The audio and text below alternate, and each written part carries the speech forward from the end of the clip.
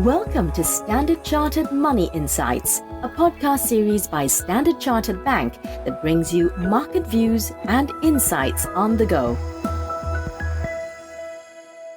Hello everyone, my name is Abhilash and welcome to Cut to the Chase. I hope you had a restful weekend as we are potentially headed for a very busy week, both from a data as well as policymaker perspective across all major regions. Now in the US, while we have a number of important economic data releases scheduled for this week, we think the markets will focus on three key events: the Fed FOMC meeting, the release of Q2 GDP data, and the release of US PCE inflation data. As you may remember, US CPI inflation data hit a 4-decade high of 9.1% in June, and even the PCE inflation, which is the Fed's preferred measure of inflation, is expected to rise both at a headline and a core basis, which is usually calculated after stripping out the volatile food and energy related components. Now, given that we are yet to see a decisive peak in inflation in the US, markets are pricing in another 75 basis point hike from the Fed in the FOMC meeting on Wednesday. This would bring the upper band of US Fed funds rate to 2.5%, which is the same peak rate that we saw in the previous hiking cycle in 2018. The main difference, of course, is that while the Fed took 3 years to hike to 2.5% in the previous cycle, this time round it has done so in less than 6 months. Markets are also likely to focus on the forward guidance from the Fed Chair Powell, to gauge how the Fed is thinking about the trade-off between balancing inflation and growth, which clearly seems to be cooling off. This week, US will release the first estimate of Q2 GDP growth data.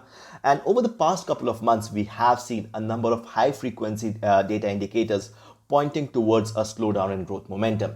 Just last week, the consensus analyst estimate for Q2 growth was revised lower to 0.5% from 3% previously. And even the Atlanta Fed's nowcast indicator is pointing towards another quarter of negative growth or contraction.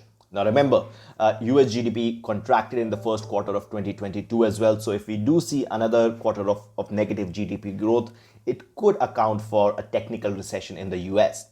However, interestingly, it is not certain whether NBR, which officially declares US recessions, would declare the current bout of growth slowdown as a recession, since it looks at a variety of economic indicators in addition to the growth data, and it also looks at labor market data, which is still quite robust in the US. Overall, given the Fed meeting, GDP data release, the ongoing earnings season, and release of a number of other important data points in the US, it means that it could be a fairly volatile week for the equity markets. Moving over to Europe, this week we will see release of Eurozone inflation data as well as Q2 GDP data for a number of heavyweights including Germany, France, Italy, and Spain. Now, similar to the US, consensus is expecting inflation to creep higher, while GDP growth forecast for all major countries is positive but still fairly muted. Hence, it's quite possible that we see the euro test parity against the dollar once again this week. Moving over to Asia, China will be releasing the industrial profits data later this week. And given the disappointment we've seen in Q2 GDP data and the persistent concerns around the impact of rolling lockdowns under dynamic COVID-0 policy, investors would be keenly looking at the progression of industrial profits and their implication on Chinese equity markets. Over in Australia, we will get the Q2 inflation data, and in line with global trends, inflation in Australia is expected to rise sharply to 6.3% year-on-year pace for the inflation. Now, markets are expecting RBA to hike rates by 50 basis points in the meeting next week. And unless we see a lower than expected inflation data, which potentially could alter RBA's hiking trajectory, we continue to expect the Australian dollar to maintain its recent upward momentum and potentially even test 0.70 this week. That's all from me for today. As always, if you enjoyed the podcast, please don't forget to rate and like it. Thank you for listening and wish you a very happy trading week ahead. Thank you for listening to Standard Chartered Money Insights, a podcast series by Standard Chartered Bank. For more details on the latest market insights, subscribe to Standard Chartered Money Insights.